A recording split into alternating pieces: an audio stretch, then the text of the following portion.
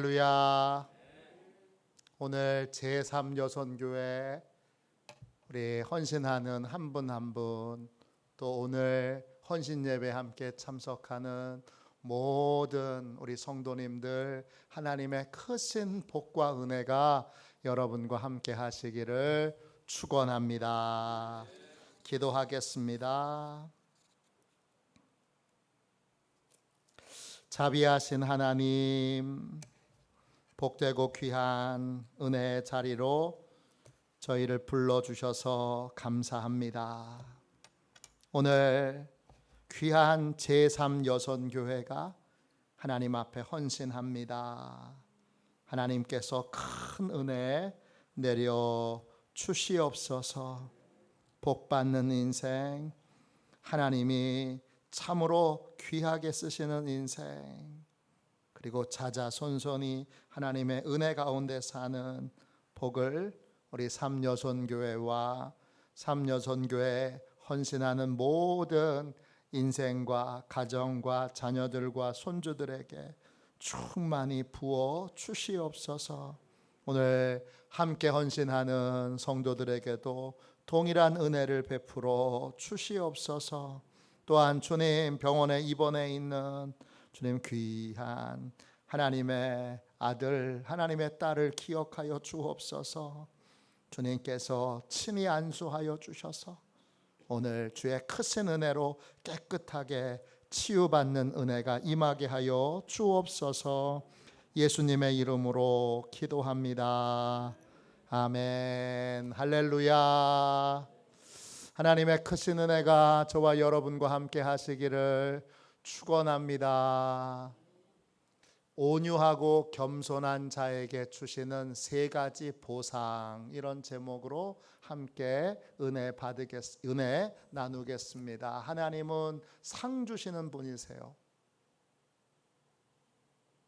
하나님은 어떤 사람에게 상 주시는가? 오늘 하나님이 상 주시는 사람의 두 가지의 특징이 오늘 말씀 4절에 나와 있습니다. 4절 보십시오. 겸손과 여호와를 경외함의 보상은 재물과 영광과 생명이니라. 하나님은 어떤 사람에게 복 주시는가? 겸손한 사람에게 하나님은 복 주십니다. 겸손하다라는 말은 히브리어로 아나바입니다.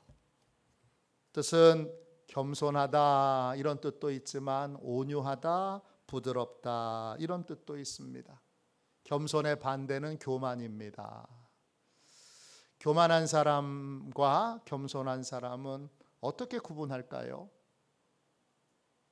하나님이 겸손은 오늘 보상해 주시고 교만은 멸망의 선봉인데, 교만한 사람과 겸손한 사람은 뭘로 분별할 수 있을까요? 교만한 사람은 자기가 붙들고 있는 걸 의지합니다. 돈을 붙들고 있는 사람, 권력을 붙들고 있는 사람, 지식을 붙들고 있는 사람, 자기가 붙들고 있는 걸 의지하는 사람, 자기 손에 붙잡은 것을 의지하는 사람은 교만한 사람입니다. 이 사람은 돈으로 망합니다. 지식으로 망합니다. 권력으로 망합니다.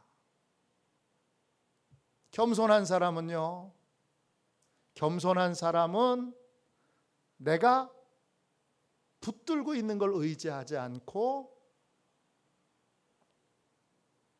나를 하나님께 맡겨서 하나님이 나를 붙잡아 주시도록 합니다. 나를 작게 만들어서 내가 약한 걸 인정해서 하나님이 붙들어 주시도록 합니다. 하나님이 붙들어 주시도록 하는 인생에게 복이 있고 하나님의 보상이 있습니다.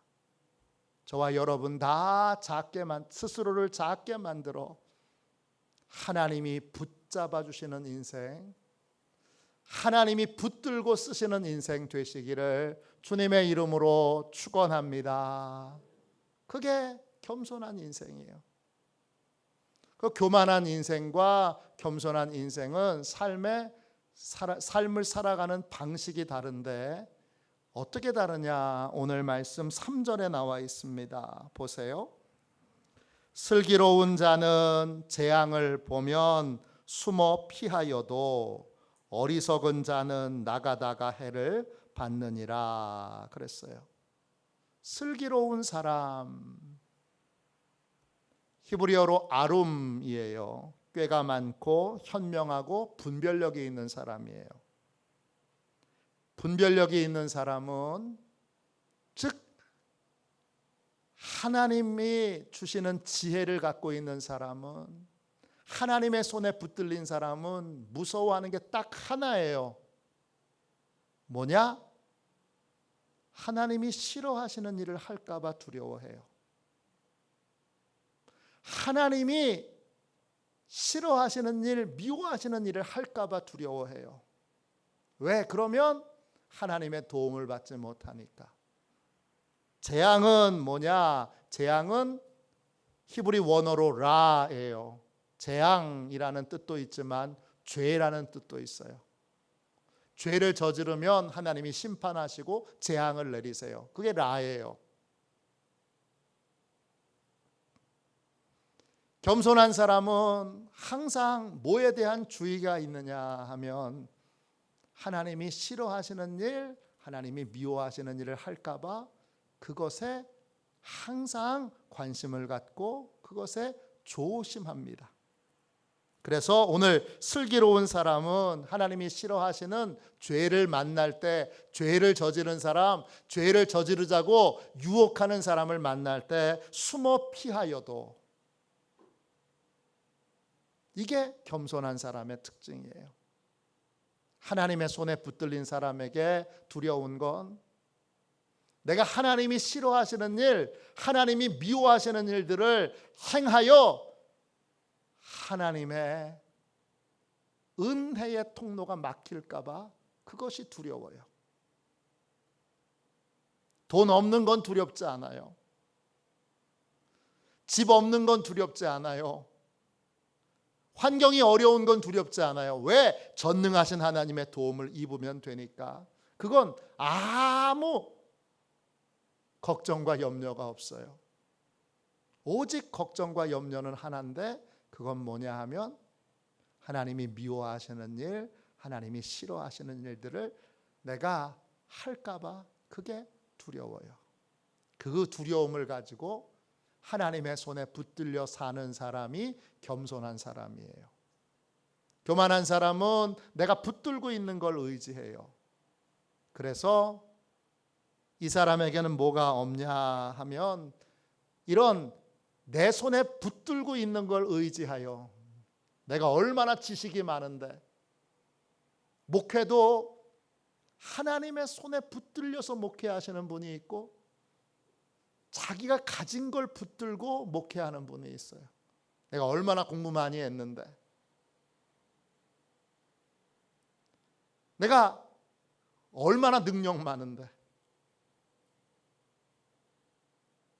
내가 얼마나 은사를 많이 받았는데, 내 손에 붙들고 있는 거, 쥐고 있는 거, 이걸로 목회하는데 안 돼요. 교만한 사람, 손에 붙들고 있는 걸 의지해서 행하는 사람은 어떤 삶을 사느냐 보면 여러분 3절을 다시 보세요. 어리석은 자는 나가다가 해를 받느니라 그랬어요. 어리석은 사람은 재앙을 보고도 나갑니다. 나간다 이 말이 히브리어로 아바르인데 소외시키다, 무시하다 이런 뜻이에요. 하나님이 미워하시는 일인 줄 아는데, 하나님이 싫어하시는 일인 줄 아는데 교만한 사람은 자기가 붙들고 있는 게 있으니까 하나님이 미워하고 싫어하는 걸 무시하고 나가다가 해를 만나게 됩니다. 해를 만나다, 히브리어로 아나쉬, 벌을 받다, 멸망하다 이런 뜻이에요. 하나님은 겸손한 사람에게 복을 주시는데 겸손한 사람은 자기를 작게 만들어서 하나님이 붙잡아 주시도록, 하나님이 붙들어 쓰시도록 하고, 이 사람이 두려워하는 건 하나예요. 하나님이 미워하시는 일, 싫어하시는 일을 할까 봐 이게 두려워요. 그런데 교만한 사람은 손에 붙들고 있는 걸 가지고 의지하여 하나님이 미워하시는 일, 싫어하시는 일들을 그냥 묵인하고 깔보고 묵살하고 그러다가 멸망하게 됩니다. 대표적인 예가 다윗입니다. 다윗이 하나님의 손에 겸손히 붙들려 있을 때에는 사람을 살리는 인생을 살았어요. 그런데 이제 나라를 다 통일하고 권력을 잡고 권력을 손에 쥐고 권력을 의지하게 될 때 그는 어느 날 왕궁 꼭대기에서 지붕에서 보다가 목욕하는 아름다운 여자의 알몸을 봅니다. 저 여자가 누구야? 그랬더니 아주 충성스러운 부하의 아내입니다. 근데 내가 왕인데 뭐, 그리고는 하나님이 미워하시는 일, 싫어하시는 일을 그냥 묵인하고 그 여자 좀 데리고 와봐 그럽니다. 그리고 하룻밤을 그 여자와 함께 동침합니다. 하룻밤 자고 몰래 그냥 돌려보내면 아무도 모르겠지. 이게 교만이에요. 그쯤은 해도 되지. 이게 교만이에요. 하나님이 미워하시는 일, 하나님이 싫어하시는 일들을 그냥 묵살하고 무시하고 그냥 감행하는 거예요. 그런데 그 하나님이 절대 가만히 계시는 분이 아니죠. 그 하룻밤의 동침으로 그 부하의 아내가 임신합니다. 그걸 감추려고 전방에서 열심히 충성스럽게 전쟁하고 있는 충성스러운 부하를 불러다가 같이 동침을 시키는데, 이 충성스러운 부하가 동료들을 생각해서 아내의 침실에 들어가지 않고 바깥에서 밤을 새워 지내다가 다시 전쟁터로 갑니다. 그러니까 교묘하게 죽입니다. 내가 왕이니까 이쯤 해도 되지. 그리고는 충성스러운 부하를 아주 교묘하게 교살합니다. 계속 어떻게 해요? 하나님이 미워하시는 일, 하나님이 싫어하시는 일들을 계속 묵살합니다.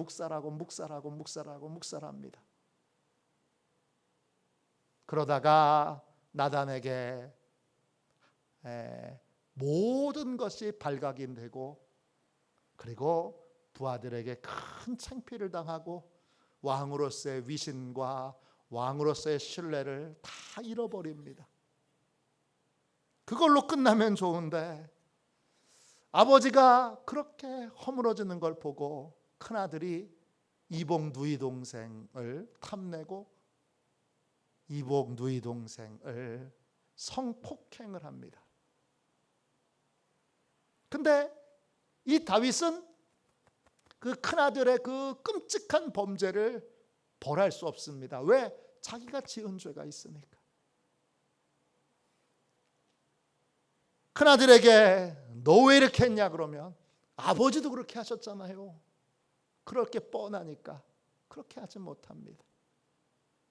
그러자 그 성폭행을 당한 누이의 친오빠인 압살롬이 이렇게 아무것도 징계하지 않는 아버지에게 분노하여 아버지를 향하여 반란을 일으키고, 다윗은 왕궁에서 쫓겨나고 아들과 전쟁을 벌이다가 그 압살롬이 다윗의 부하에게 죽는 끔찍한 일을 겪습니다.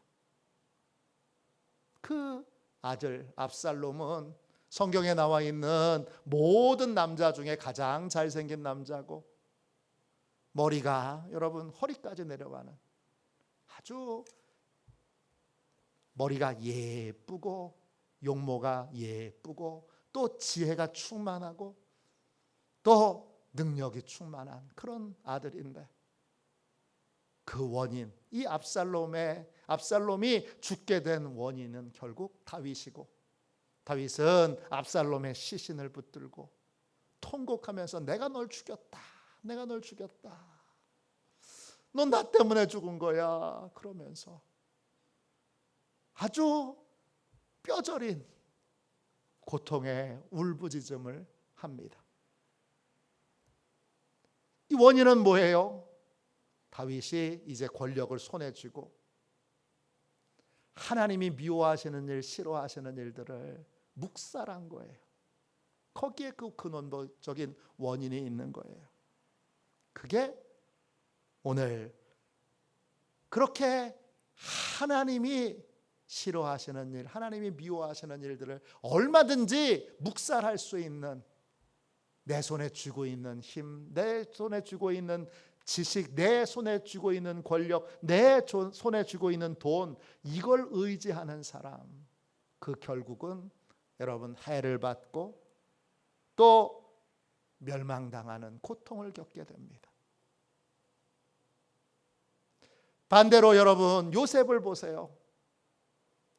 요셉은 보디발의 아내가 유혹했지만 자기를 작게 만들어서 내가 보디발의 아내가 유혹할 때 여러분 그 유혹에 넘어가면 얻게 되는 것도 있어요.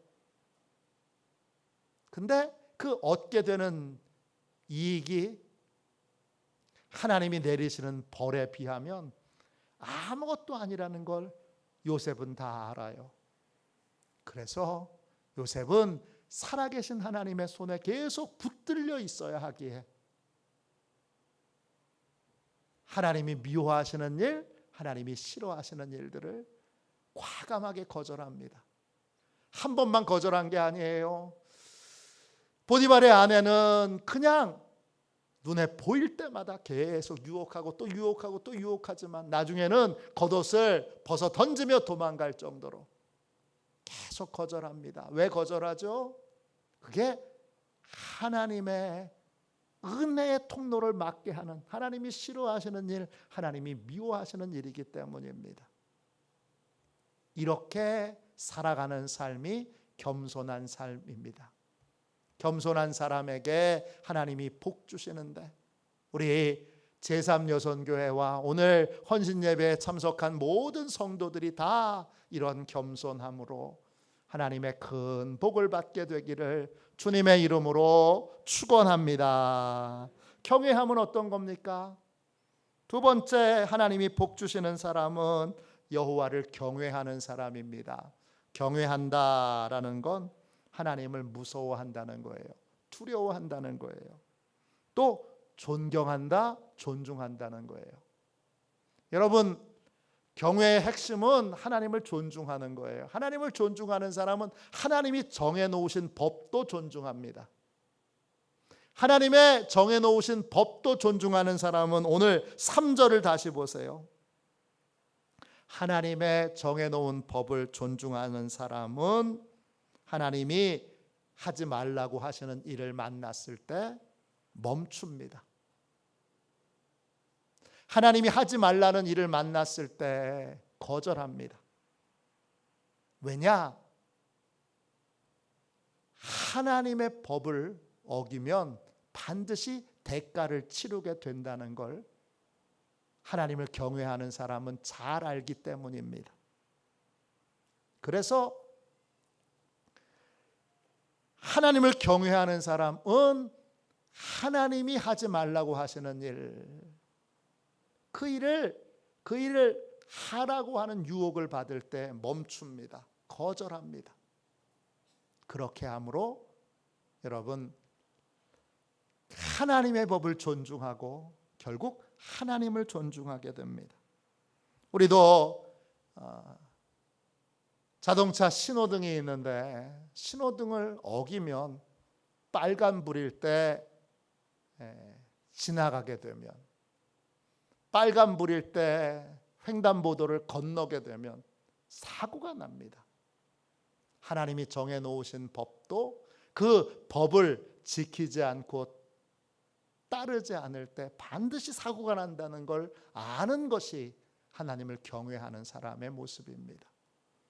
이 하나님을 경외하는 사람, 또 겸손히 하나님을 의지하는 사람, 그 사람에게 하나님은 세 가지를 보상하십니다. 오늘 말씀 다시 4절 보세요. 겸손과 여호와를 경외함의 보상은, 그 보상이라는 말이 히브리어로는 에켐인데 결과라는 거예요.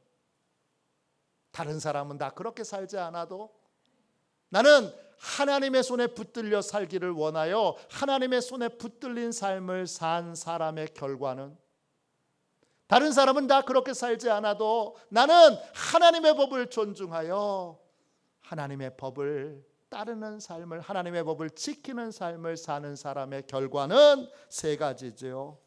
오늘 4절 다시 보세요. 첫 번째, 재물을 얻게 됩니다. 하나님은 겸손한 자에게 재물을 주십니다. 하나님은 경외하는 사람에게 재물을 주십니다. 돈 많이 버는 방법, 풍요한 삶을 사는 방법, 풍부한 인생을 사는 방법, 그건 하나님의 손에 붙들려 사는 거고 하나님의 법을 지키는 삶을 사는 겁니다. 그렇게 될 때 하나님이 부욕해 하십니다. 재물을 얻도록 은혜를 주십니다. 두 번째, 어떤 결과를 얻어요? 영광을 얻게 합니다. 영광, 히브리어로 카보드입니다. 뜻은 중요하게 되는 거예요. 무게를 갖는 거예요. 중요한 사람이 되는 거예요. 중요한 사람은 어떤 사람이에요? 문제를 해결하는 사람이에요. 어려움을 해결하는 사람이에요. 인생의 고통을 해결하는 사람이에요. 병을 치료하는 사람이에요. 중요한 사람, 영광을 얻는 사람은 문제를 해결하는 사람인데 하나님이 문제를 해결하는 사람이 되게 하십니다. 지금도 우리는 늘 문제 속에 살아요. 경제적인 문제도 있고, 요즘 교회가 부흥이 잘 안 된다, 그런 문제도 있고, 기타 등등 많은 문제도 있는데, 안 된다 하는 그 시대에 경제적으로 성공하고 경제적으로 잘 되는 사람이 반드시 있습니다. 부흥이 안 된다 해도 부흥하는 교회가 반드시 있습니다. 특징은 뭐죠? 특징은 겸손과 하나님을 경외하는 목사님과 성도들이 있는 교회입니다. 겸손과 또 하나님을 경외하는 그러한 성도들이 있을 때, 그러한 목사님이 있을 때 문제가 해결되는 영광을 얻게 됩니다. 마지막으로 여러분 4절 끝에 생명이니라 그랬어요. 생명은 사는 거예요. 유지되는 거예요. 망하지 않고 끝나지 않고 계속 그 생명력이 유지되는 거예요. 저희 교회는 118년의 역사를 가지고 있어요. 하나님이 긴 역사를 유지하게 해주셨어요. 이게 복인 거예요. 기업도 계속 아무리 어려워도 망하지 않고 계속 유지하게 하시고, 또 인생에 하나님이 주신 복과 은혜도 계속 유지되는 거예요. 그게 임하는 그러한 사람은 누구냐? 겸손하고 또 하나님을 경외하는 사람이에요. 오늘 헌신하는 사여선교회 감사합니다. 여러분들이 묵묵히 또 조용히 또 열심히 또 기쁘게 헌신해 주시고 또 섬겨 주셔서 저희 교회가 날마다 복되게 성장하고 부흥하고 있습니다. 이제 여러분 자신과 또 여러분의 가정과 가문과 또 자녀들과 손자들과 그 또 후손들이 다 복을 받도록 끝까지 하나님의 손에 붙들린 겸손한 사람으로, 하나님의 법을 존중히 여기는 경외하는 사람으로 그렇게 하나님 앞에 서서 여러분이 다 하나님의 충만한 이 세 가지의 복을 받고 이 복을 누리는 그러한 복된 가문, 복된 자녀들, 또 복된 손주들, 복된 인생들 다 되시기를 주님의 이름으로 축원합니다. 기도하겠습니다.